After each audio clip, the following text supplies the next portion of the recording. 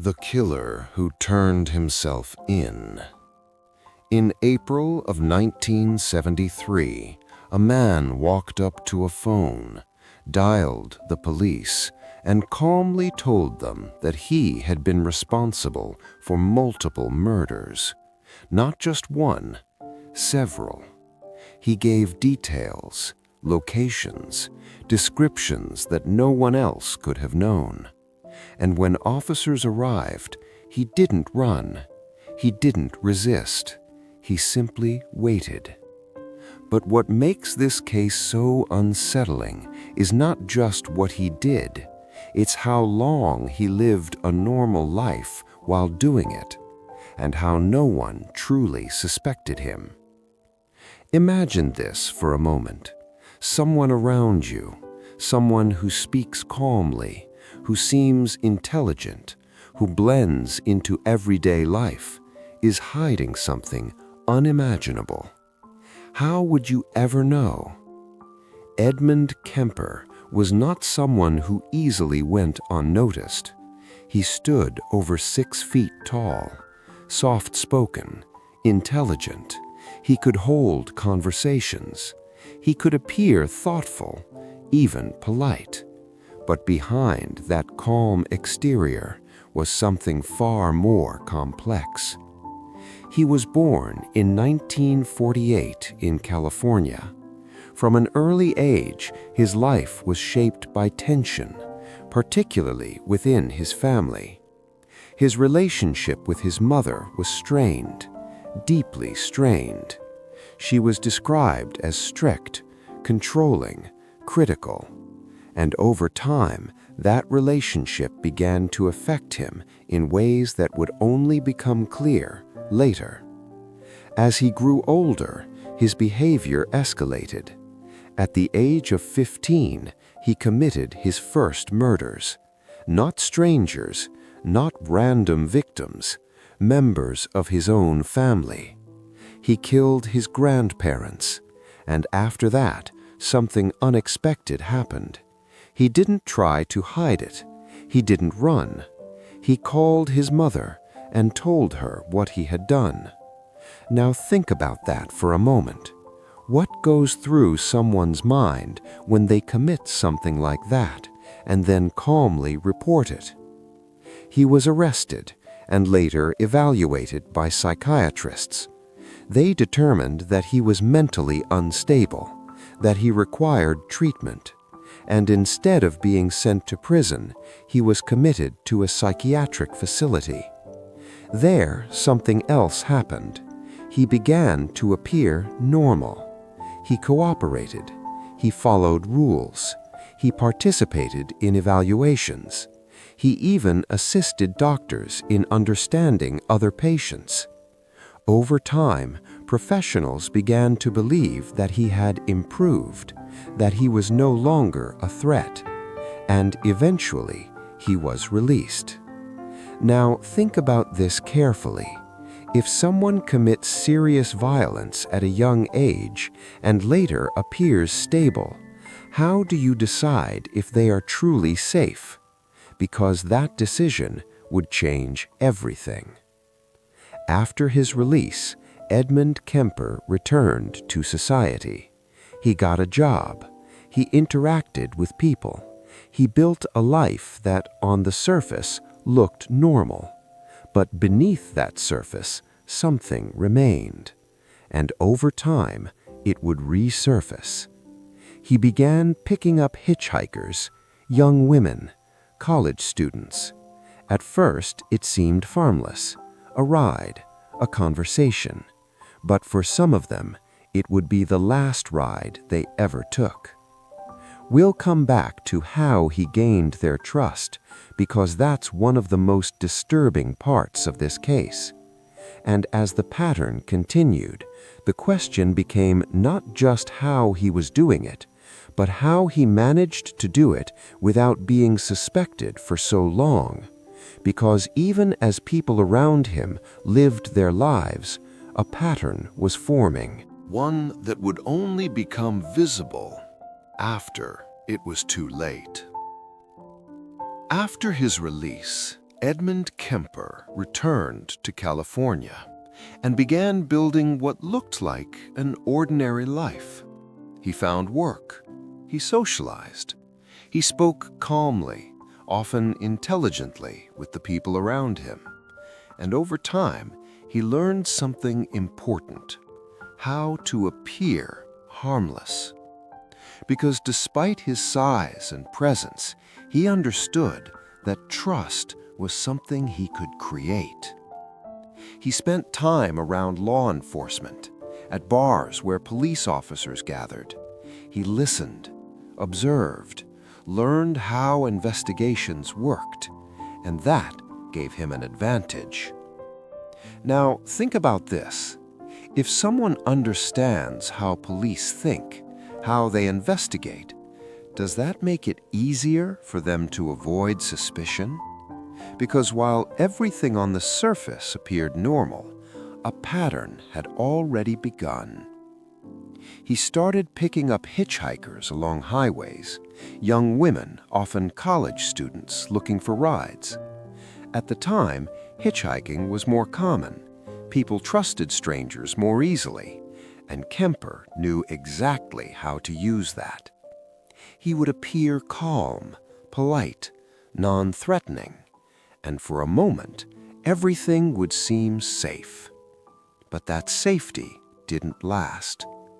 One by one, victims began disappearing. At first, there was no clear connection, different locations, different circumstances. But behind the scenes, there was a consistent method. He would gain their trust, offer them a ride, and once they were inside the car, the situation would change. We won't go into graphic detail, but what followed was controlled, deliberate, and repeated. And with each incident, he became more confident. Now, think about this carefully. If someone gets away with something once, does that make it easier for them to do it again? Because in this case, it did. As time passed, he continued his routine, picking up victims, maintaining a normal outward life, blending into everyday society. And perhaps the most unsettling part was how close he was to people who could have stopped him. He interacted with law enforcement, had conversations with officers, even discussed cases, all while hiding what he was doing. That creates a disturbing question. How often do dangerous people exist in plain sight? Eventually, investigators began to notice patterns, missing persons, locations, timelines, but nothing pointed directly to him. There were no immediate witnesses, no direct evidence connecting him. He remained invisible. Until something changed. Because over time, his actions escalated, and the focus of his behavior shifted. It moved closer to the one relationship that had defined much of his life: his mother. Their relationship had always been strained, filled with tension, arguments, resentment that had built over years, and eventually that tension reached a breaking point. One night, inside their home, something happened. Kemper later admitted that he killed his mother. The act itself marked a turning point, not just in what he had done, but in what came next. Because after that, there was no longer any separation between his past and his present. Everything had collided. Now think about this. If someone commits multiple crimes and manages to hide them, what finally pushes them to stop? Is it fear of being caught, guilt, or something else entirely? After killing his mother, Kemper's behavior changed. He no longer continued the pattern he had followed before. Instead, he made a decision.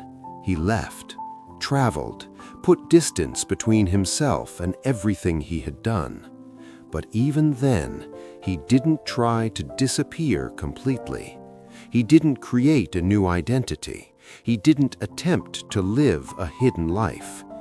Instead, he reached a point where he did something unexpected. He called the police. At first, they didn't believe him, because the idea that someone would calmly confess after avoiding detection for so long didn't seem real. But he insisted, repeated details, provided information, and eventually they realized he was telling the truth. Now think about this carefully. Why would someone who successfully avoided capture suddenly choose to confess? Was it a need for control, a desire to end it, or something deeper that we can't fully understand? When authorities took him into custody, he didn't resist. He cooperated, spoke openly, explained what he had done. And just like that, the hidden pattern that had gone unnoticed for so long was exposed. But even with his confession, questions remained, because understanding what happened is not the same as understanding why, and that why is often the hardest part. We'll come back to what happened after his arrest, because the way this case concludes is different from most others, not just in what was revealed, but in how it continues to be studied even today. Because this is not just a case about actions, it's a case about the mind behind them. And what it reveals is something that still unsettles people. After his arrest, Edmund Kemper did something that set him apart from many other cases. He didn't deny what he had done. He didn't try to shift blame. Instead, he spoke. In long, detailed interviews, he described his actions, his thoughts, and the patterns that had driven him. To investigators, to psychologists, to anyone trying to understand what had happened. And that created a different kind of case, because this wasn't just about solving a crime anymore. It became about studying behavior, trying to understand how someone could live a normal life on the surface while hiding something so extreme beneath it. Now think about this. If someone appears calm, intelligent, even cooperative, does that make them easier to trust or more dangerous? Kemper was eventually convicted and sentenced to multiple life terms in prison, and even after that, he continued to talk. He participated in interviews, helped law enforcement understand patterns, provided insights into criminal behavior. Some investigators even used his cooperation to better understand other cases, which raises another difficult question. Can someone who has committed serious crimes still contribute something useful afterward, or does that not matter at all? Over time, his case became one of the most studied in criminal psychology, not just because of what he did, but because of how he explained it. The contrast between his calm demeanor and his actions is what continues to unsettle people, because it challenges a common belief that danger is always obvious, that you can always recognize it. But cases like this suggest something else, that sometimes it isn't visible at all. And that's what makes it harder to understand. So now think about this. If someone like him could exist unnoticed for so long, how many others might have passed through everyday life without raising suspicion? And one more thing to consider. When someone chooses to confess after everything, do you see that as acceptance of responsibility or just another form of control? Because in the end, this case leaves behind more than just a timeline. It leaves behind a question about human behavior itself. Not just what people do, but how well we really understand them. Thank you for listening.